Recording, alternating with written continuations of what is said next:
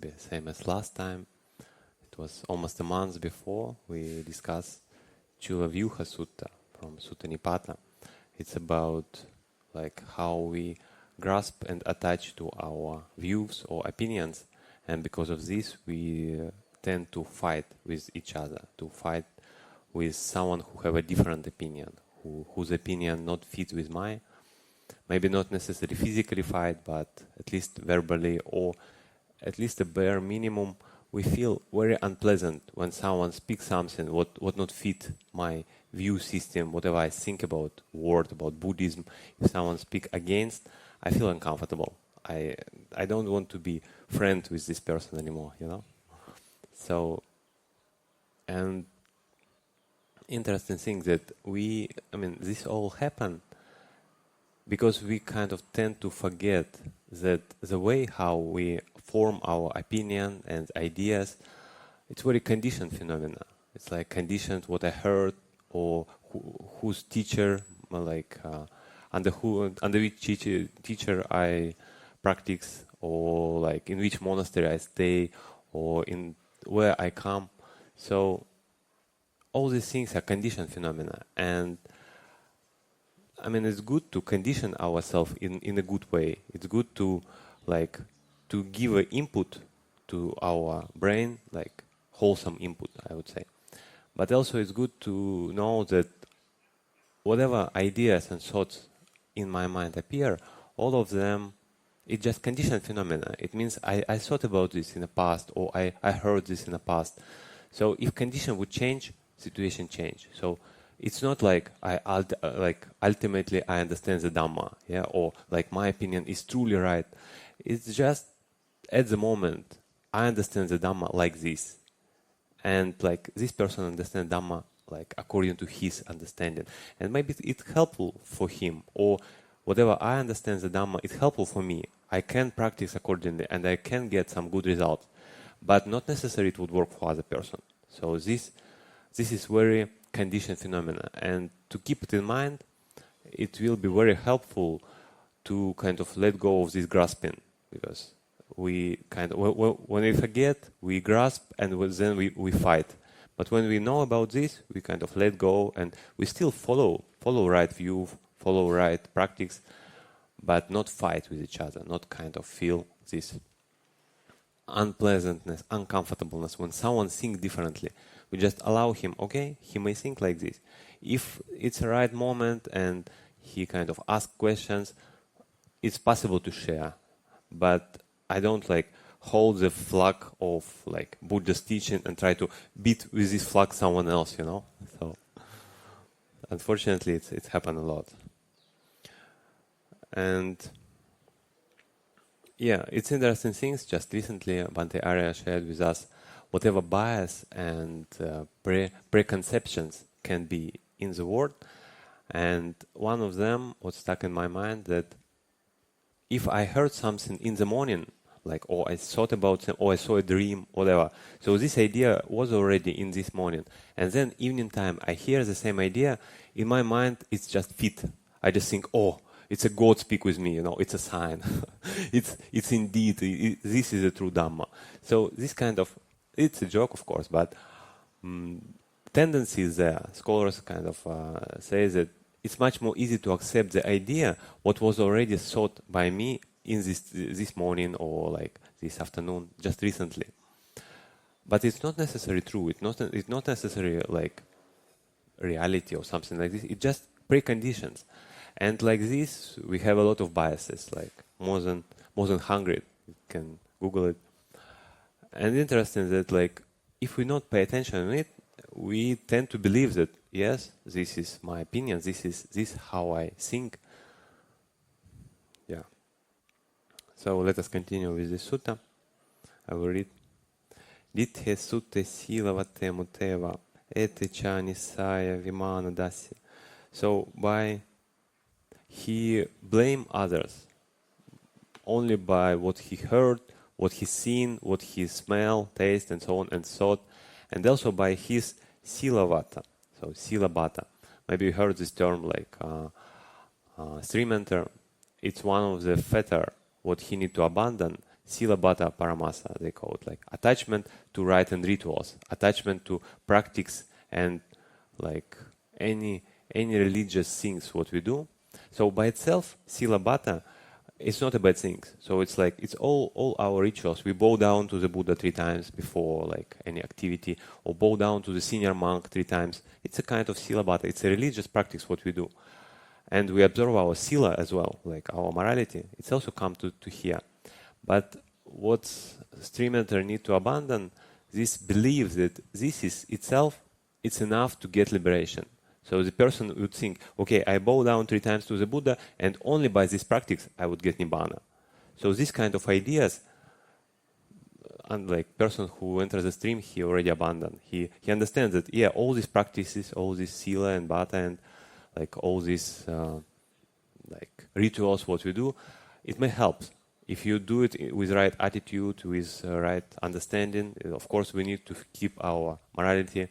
But alone this, it's not enough. He need to reflect, he need to like ponder reality and try to see things as they are. This would help to break through. But only like do dana, for example, and I will get Nibbana, so it's not enough. I think all of us understand it.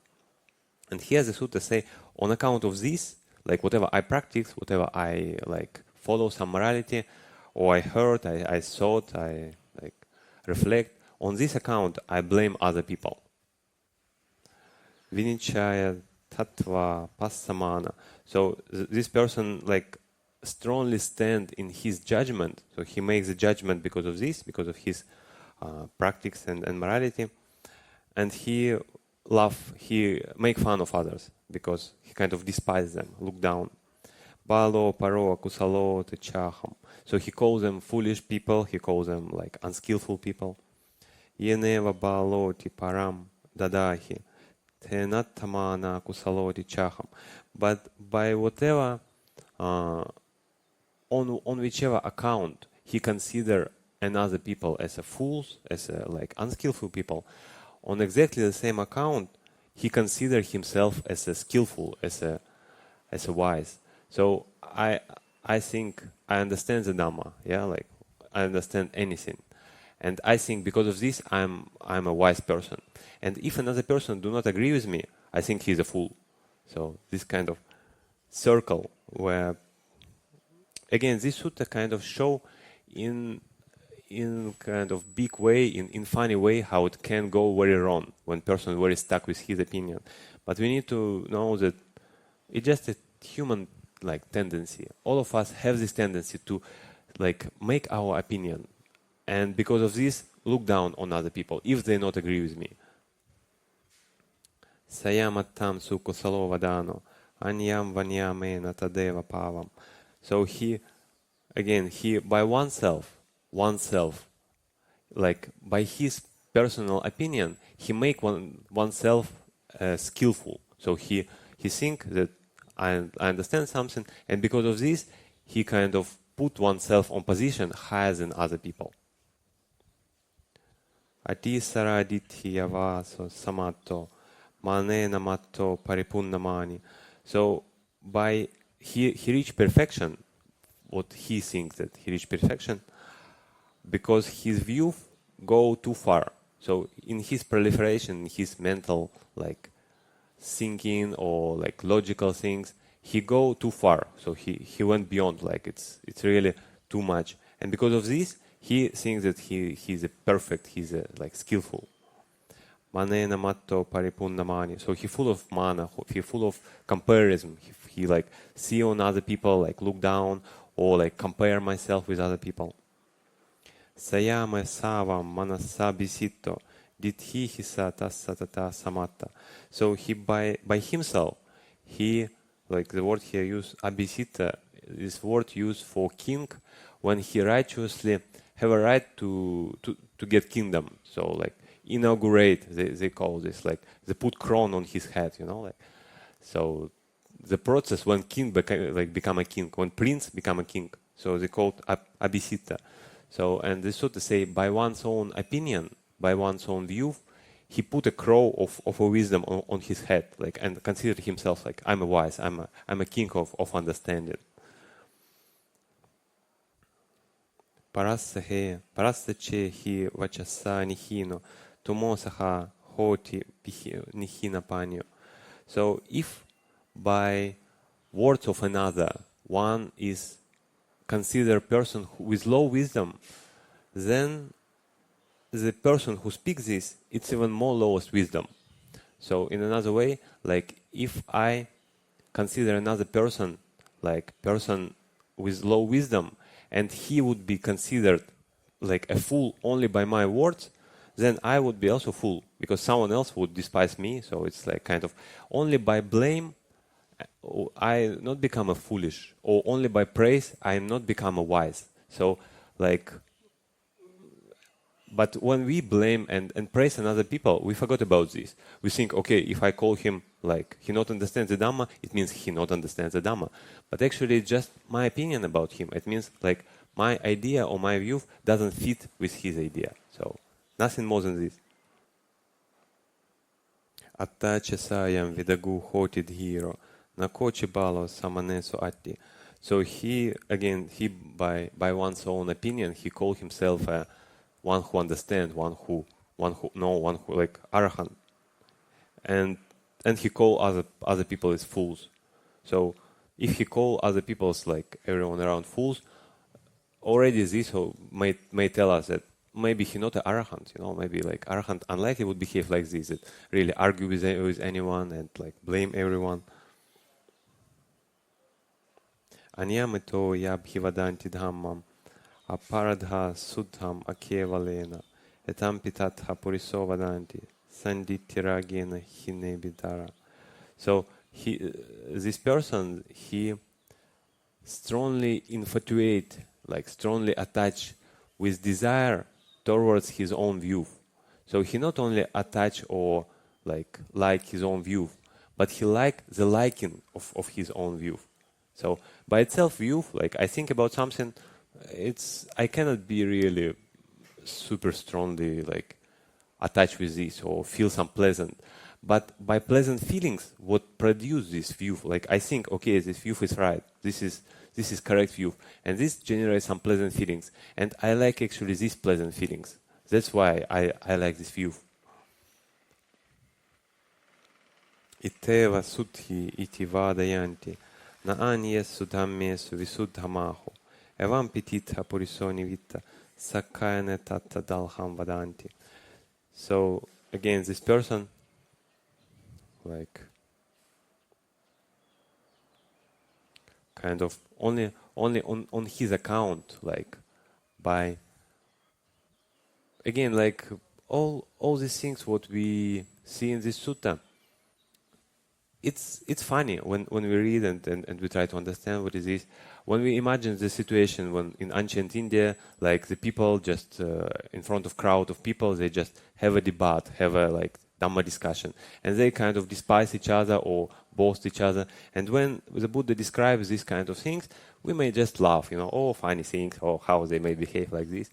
But again, this sutta speak about us. This sutta speak about like human nature, how we tend to grasp and how we tend to kind of, I think that I understand, that's why I understand. So jump to conclusion only from our mind and look down on other people who don't understand it.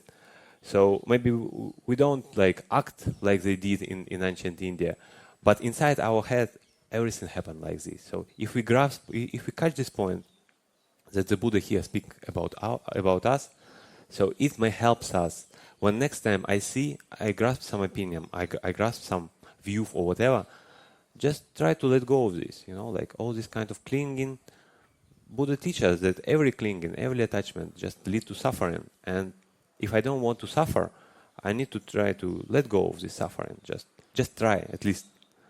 So, and yeah, I wish all of us to see how really by our, like, we only create a problem for ourselves if we try to fight with other people based on our view or our ideas. But if we would be a little bit open, like, okay, I know for this moment I understand what I need to do in terms of my practice, yeah? But I still keep a little bit open. Okay, maybe this person, he understands the Dhamma in this way, maybe I can learn something from this. Even if he from, whatever, like Tibetan Buddhism or Mahayana, like to see the quality, to see the, like, deeper than the just appearance. Like you may see like Buddhist monk look like this, or Catholic priest look like that. But I mean, when he speak about some good qualities, we can learn from him as well a lot of things.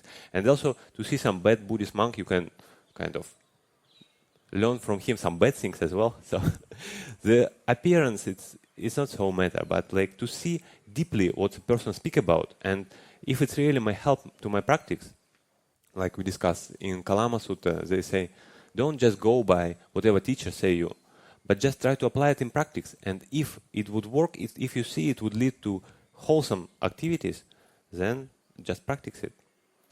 So I wish all of us to kind of find happiness through not clinging and not grasping and just letting go. Sadhu, sadhu.